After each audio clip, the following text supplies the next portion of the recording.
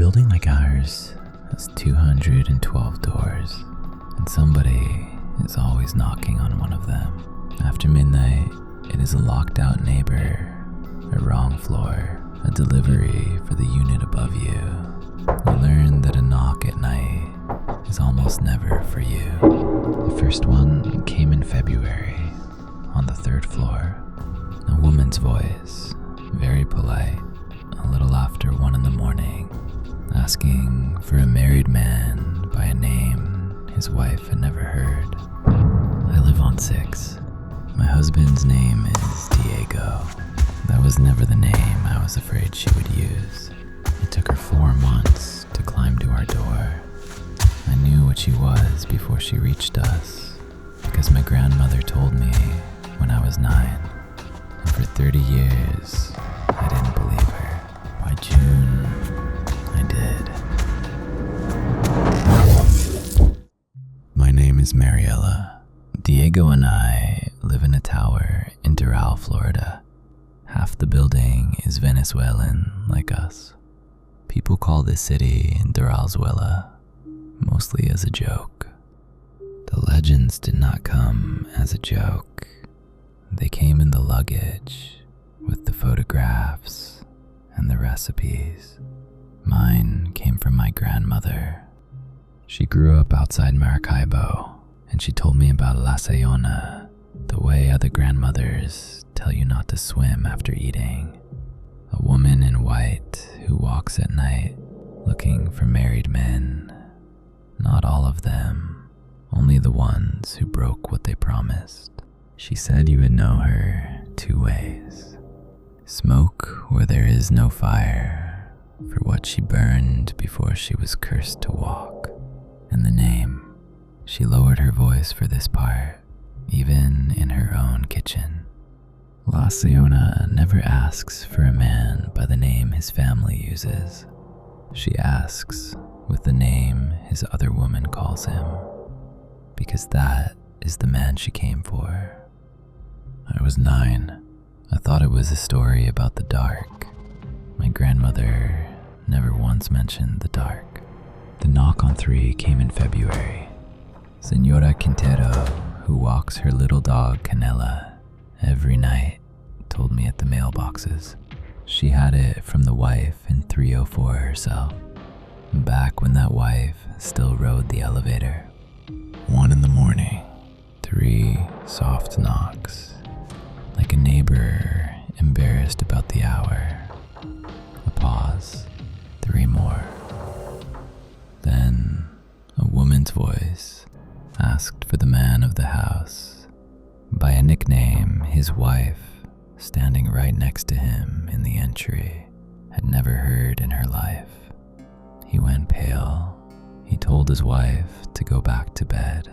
Tomas Ray opened that door. Nobody saw him for 3 days. A state trooper found him at a rest stop off Alligator Alley, sitting in a cold car, and the only thing he ever said about those 3 days was that he had followed someone he knew.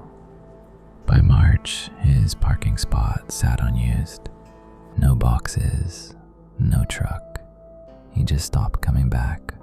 His wife still lives in 304. She takes the stairs now, so nobody can ask her how she is doing. In April, it was the 4th floor. I heard that one myself, through the bathroom vent, a little after 1. A pause long enough that I decided I had imagined it. Then a voice, too low to make out, but shaped like a question. I lay there listening with my whole body, the way you listen when you need a sound to be the air conditioning. By morning, the building group chat, 200 people who normally post about towed cars, had 19 seconds from the hallway camera on 4. You can hear the knocking, 3, and then 3. Clear as anything. The hallway in the frame stays empty the whole time. But the man in 4, 1, 2, saw her through his peephole. He described her to his brother and his brother told the cafecito window across the street. A woman in white, young, beautiful, he said, until she knew you were looking. His wife stood behind him at that same door and saw an empty hallway. Whatever she is only there for the man she came for. And the man in 412 never opened his door. He stood with his hand on the deadbolt until the smell of smoke faded, and in the morning, he was still on our side of it. She does not come in, not once, on any floor. She knocks and she asks, and the man decides. Tomas decided. That spring, the wives became researchers in the laundry room, at the cafecito window, comparing notes. Every door she had knocked on, the two we all knew, and the ones admitted only with the dryers running. There had been another woman in that man's life. Every single one. Nobody in the first 2 floors ever heard a knock. The knocking was not a haunting, it was an audit, and the men always knew first, sitting up in their kitchens a week early, like men waiting for a flight. She knocked on no door in March. The month she came for me, she did not need to knock. I read a conversation on Diego's phone that I was not supposed to read, sitting on the bathroom floor with the fan running so he would not hear me through the door. In the last message, he told her it was finished. I chose to believe it because believing it cost less than the other thing, and I never told him I had read a word. In those messages, he was not Diego. In those messages, also, Little Bear. I read that name a dozen times on the bathroom floor. It belonged to 2 people, and I was not either of them. In May, the knocking reached the 5th floor, directly under us. By then, the smoke had been climbing all spring, a floor higher each month, and it waited on the stairs just below 6, like a match struck 1 flight under my feet and held there. The man in 512 kept his door shut and survived it. Maintenance wrote, "No issue found," twice, and the second time, the man they sent would not go back up past the 5th floor landing. My grandmother had been dead 6 years, and I stood in that stairwell hearing her anyway. You will know her by the smoke. I went down to the office that week to report it. The whole sentence ready in the elevator. A woman is knocking on the doors of the married men in this building. She is climbing, and she is almost to mine. The manager asked what the problem was, and I told him the stairwell smelled like smoke and asked him to check the wiring. I reported the smell and not the fire because the fire had a name, and the name was asleep in my own bed. In the second week of June, Diego stopped sleeping. The phone went face down. He sat up at the kitchen island after I went to bed, and I would wake at 1 to his cold side of the bed and tell myself he was working. I thought about saying her name to him. I thought about making him say the other name back to me.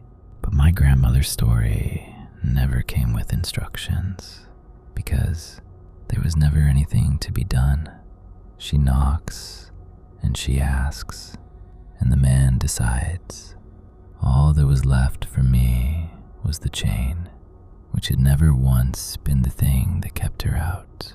And on the last night of that week, my fingers would not seat it in the track.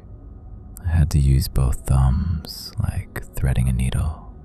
My hands had stopped pretending before I did. In Maracaibo, they call her La Sayona. She has been walking since before anyone in that building was born, and she has never once step through a door. She does not need the door to open. She needs the man to open it. That spring, the building kept giving her names. It was a Tuesday, 1:13 in the morning. I know because I was already awake, listening to the air conditioning cycle off and not come back on. The elevator chimed at the end of our hallway. One floor of cable noise, then the doors. Our hallway is carpeted. You cannot hear anyone walk on it. I heard every step. Slow, unhurried. The walk of someone who has never once been late. She passed every other door on our floor without stopping, and the steps ended at ours. Diego was already in the entry. I had not heard him get up. He was standing in the dark, facing the door, and the hallway light laid a gray stripe under it, across his bare feet. I said his name. He didn't turn around. I reached for my phone on the entry table and could not make my thumb hold still enough to unlock it. I don't know who I thought I was going to call. 3 knocks. Soft, like a neighbor embarrassed about the hour. On every other floor, there had been a second set. The pause came. I waited for the second set the way I had learned to wait for it. It never came. Diego was already there. Then the voice, very polite, very patient. It did not ask for Diego. It asked for Oso. The smell of smoke came in under the door with the cold air. Diego looked through the peephole, and he got smaller. I asked him who she was. He looked at me, and he didn't say anything at all. The look was the answer. It had been the answer since March. He took his hand off the deadbolt. He did not open the door. We stood together in the entry until the smell of smoke faded. It took until almost 3. We did not speak. At some point, his hand found mine, and I let it, and I have been ashamed of that ever since. The footsteps never moved away from our door. They were simply gone between 1 minute and the next. That was 3 weeks ago. The knocking has not come back. Not to our door, not to any door above us. I have stopped asking why. Maybe ours was the last name on her list. Or maybe once a man has heard his name in her mouth, she only has to wait. Twice now I have woken at 1:13 to an empty bed and found Diego in the kitchen, dressed, sitting where he can see the front door. The first time, I thought he was afraid she would come back. The second time, the chain was off. Tomas only ever said one thing about those 3 days, that he had followed someone he knew. Nobody ever said she dragged him. Diego's not keeping her out. He is deciding whether to follow. I don't ask who is at the door anymore. I ask who they came for. Most knocks after midnight are a locked out neighbor, the wrong floor, a delivery for the unit above you. Almost none of them are for you. In Venezuela, they call her La Sayona. The grandmothers of Maracaibo have been telling her story since long before Florida had towers worth climbing. She is not asking to be let in. By the time she knocks, the asking is over. So if a voice at your door ever asks for someone you love by a name you have never heard them answer to, the lock is already beside the point. The question was answered long before the knock.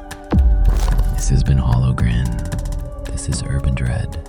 The city never sleeps, and neither should you. She is very patient and She already has the name.